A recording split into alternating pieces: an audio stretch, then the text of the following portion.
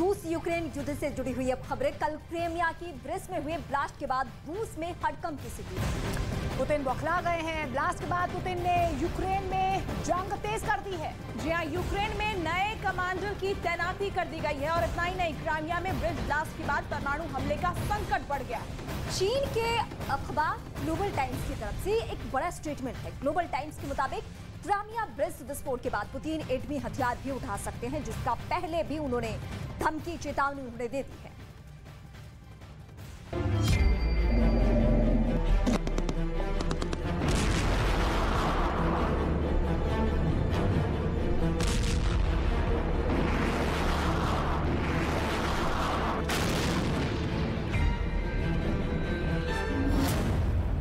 Crimea bridge blast से बौखलाए Putin. Ukraine के लिए नए कमांडर का ऐलान। ब्रिज ब्लास्ट का बदला परमाणु हमले से लेंगे पुतिन।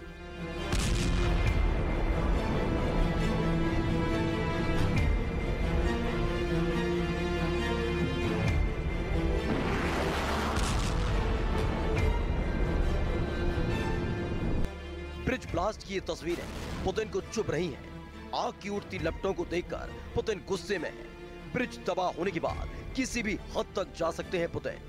क्या परमाणु युद्ध का कारण बनेगा क्राइमिया ब्रिज?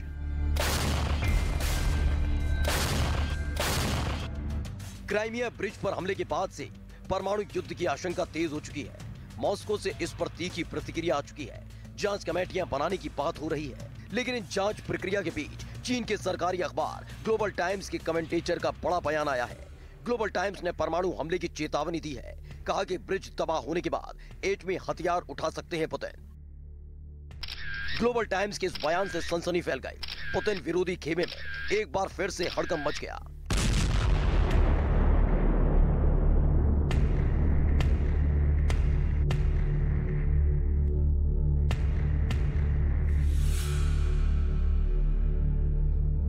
हालांकि क्राइमिया ब्रिज पर हुए धमाके की जिम्मेदारी सीधे तौर पर यूक्रेन ने नहीं ली है, लेकिन इसकी तुलना जरूर मॉस्को पर मिसाइल अटैक से की गई है।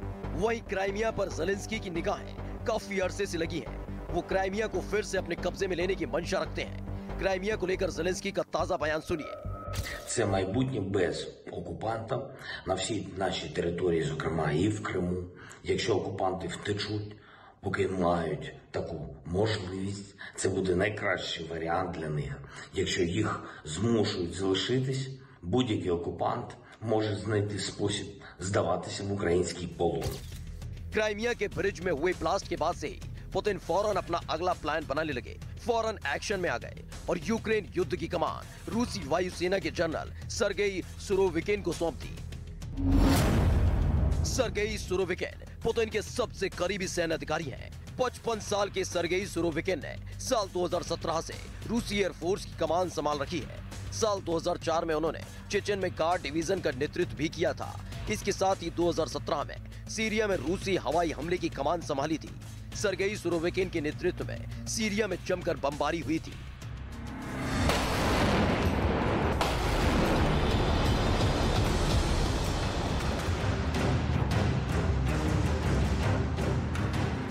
बीते एक हफ्ते में तीसरी बड़ी सैन्य नियुक्ति है, क्योंकि बीते कुछ दिनों में यूक्रेन में रूस की सेना की हालत पस्त हो चुकी है। रूस के जीते हुए इलाके मुट्ठी में रेत की माफिक निकलते जा रहे हैं। कई इलाकों में फिर से यूक्रेन का कब्जा हो चुका है।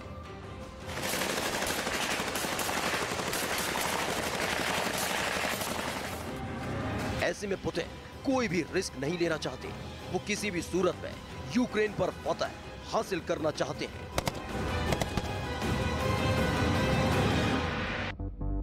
अब वहीं क्राइमिया के ब्रिज पर हुआ हमला आग में घी का काम कर चुका है। सबसे बड़ा काउंटर अटैक माना जा रहा है। पुतिन ने भले ही जांच के आदेश दिए हों, लेकिन वो शांत बैठने वाले नहीं हैं। ऐसे में एक बार फिर से परमाणु हमले का खतरा बढ़ गया है। पूरी दुनिया को ये डर सताने लगा है कि कहीं पुतिन इस हमले का बदला न्यूक्लियर वॉर से न ले लें।